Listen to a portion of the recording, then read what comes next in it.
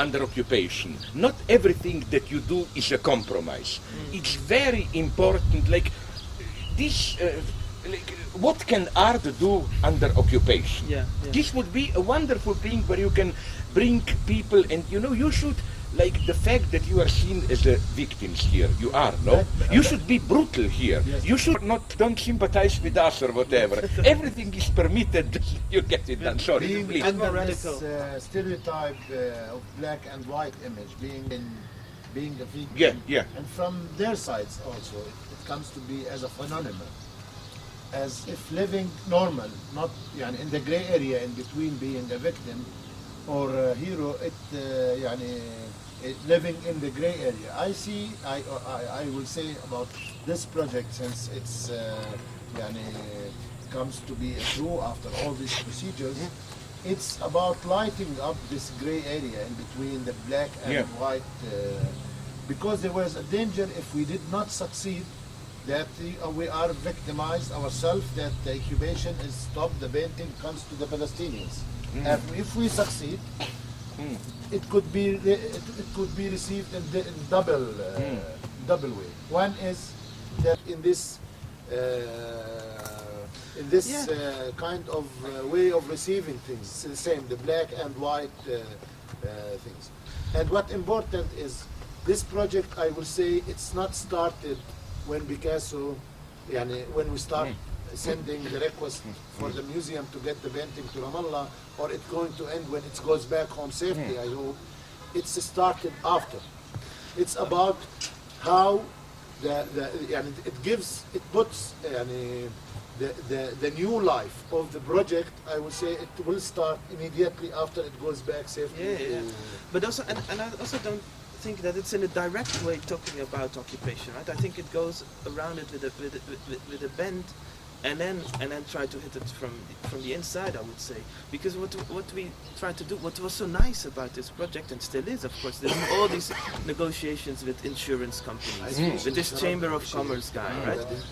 And to ask him, okay, what is your position in this? To put the cards on the table, okay, what do you think? How do you respond to this, right? It was very. I think for us this. But is also here, one way to show the reality of occupation here probably is to compare your trouble with what if a painting comes to Israel? Yes, How is it there? Yes, no, just you show draw the difference. No, and no, so but on, and the difference is, I think the difference. No, but nonetheless, I was so, again, let's not forget about the painting. Yes, I think that there is a magic here. It's a universal painting, nothing to do with directly with Palestine. But it works so perfect. It's like the day after. I don't like big pathetic events, and then the day after things return to normal, and we are all, oh, how beautiful it. No. What matters is after, how something remains. This is what always fascinates me, And this is it's so important that I don't think this will be fear of normalization. It will not be that people will perceive that, what should be the goal of beating, as you pointed out, this opposition between normality and this exception, That people will finally perceive that in the same way as in other big cities. The exceptional should be normal here. Why not? You have international exhibitions here and so on, no? And then when people will say, but it's an occupation. But this precisely, you should shift the perspective. It's not that you are here some stupid limited culture. No, you are the universal. Enemies are making you particular. Enemies are making you. You mentioned Salam Fayyad plans of doing.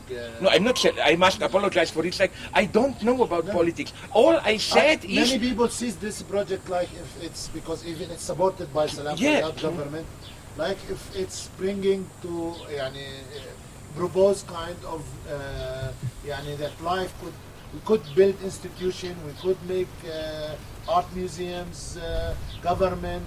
Prepare everything for a state coming in the future. I'm not against this.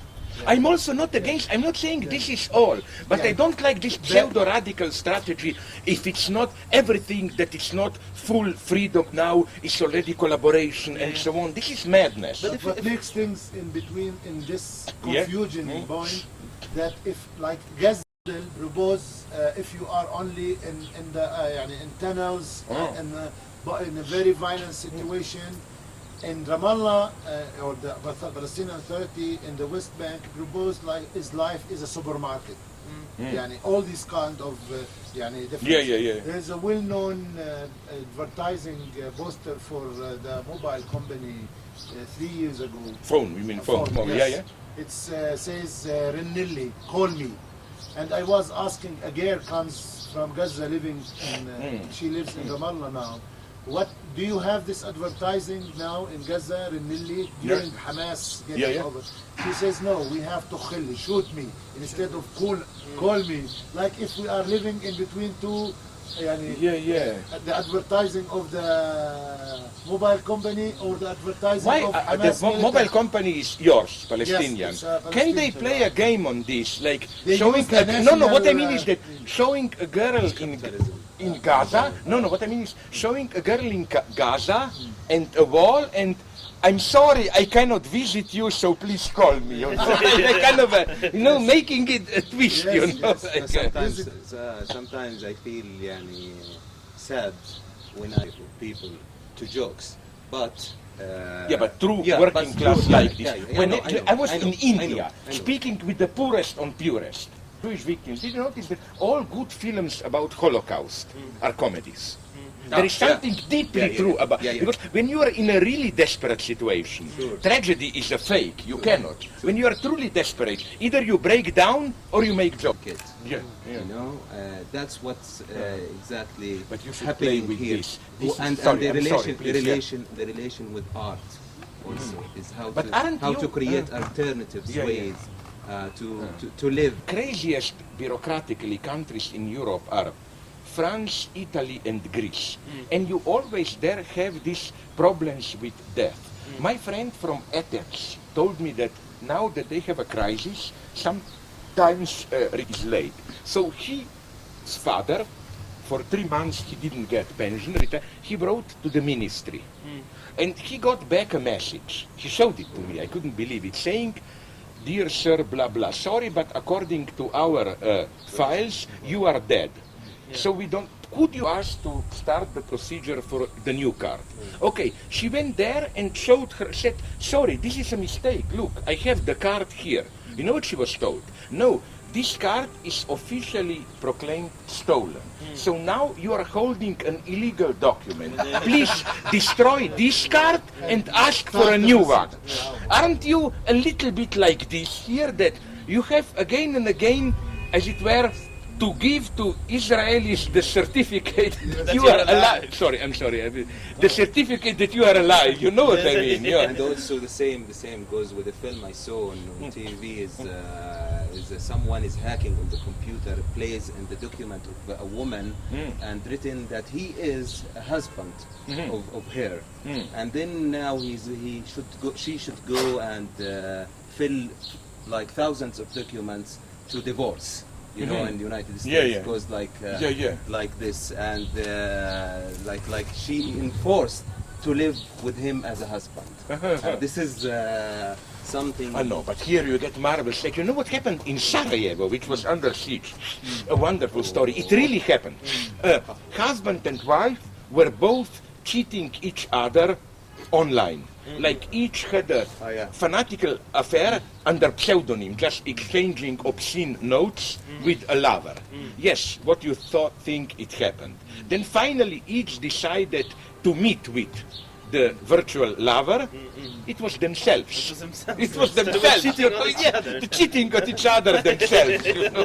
No wonder. But nonetheless, I don't like, there is nonetheless almost, I would say, something liberating in these games. It's not only like, I know the usual criticism of cyberspace is it allows you to be there in cyberspace so that you forget that in reality you are. But this is only one side of the story, I claim. It's not as simple as that, because what cyberspace games nonetheless allow you is to see, compared with all those virtual possibilities, how stupid, limited, unnecessary, contingent your reality is. The problem is breaking the fate. And Islam is here great. I don't know if I told this at my talk. Yes, I think I did. When I was in Qatar, they bribed me. I went there for a new year. That MIA, Islamic art, they told me like they paid me a 4-star hotel. Sorry, I'm a snob. No, just right. And I found in the museum a plate where it says an old saying, something like a stupid man, when he misses his chance, blames the fate. Yes. And that's deeply true, you know, like the point is, the first step towards liberation is that you don't see your predicament here as a fate, but you see just as a kind of a totally stupid, nonsensical contingency. You can do it, you can change it. I mean, even intelligent colonialists like to sell their colonization as fate. It can be fate on behalf of progress, and then they even buy if you say they don't care if you claim we suffer an injustice, we are victims, just as long as you say it's our fate to be victims. Or marginalized. We should talk about more in the Dutch case, I would say. Yeah. But maybe one last question. But Dutch are okay. At least you are not Belgians. You know what is the characteristic of Belgium? They told me Belgium is today known for two things. Pedophilia and chocolate. But I say it's really one thing, because they use chocolate to seduce the children. It's really one thing, not even two. No. Sorry, please, you are... So one more question, maybe to this, and also there was a few people that said to ask this, and also you talked about it. About this role of the intellectual, right? What's the role of the intellectual kind of... You talked about